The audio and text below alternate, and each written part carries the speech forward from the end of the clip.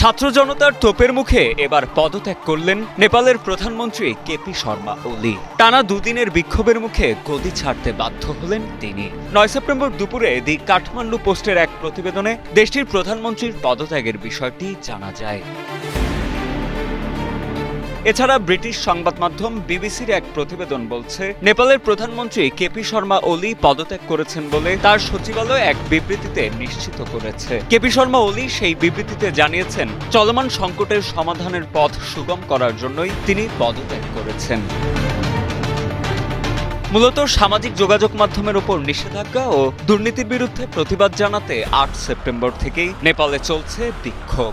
নিরাপত্তা বাহিনীর দমনপীড়নে 19 জন তরুণ বিক্ষোভকারী নিহত হওয়ার ঘটনায় আরও ক্ষুব্ধ হয়ে পড়ে দেশটির সাধারণ জনতা।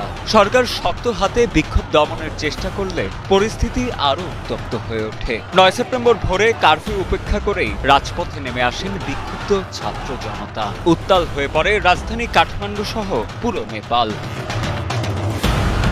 বিক্ষোভকারীরা দেশটির একাধিক প্রভাবশালী নেতার বাসভবনে হামলা ও ভাঙচুর চালায়। সে সময় জনতার আক্রমণের শিকার হয় ওলি ও সাবেক প্রধানমন্ত্রী শের বাহাদুর দেওবার বাসভবনও।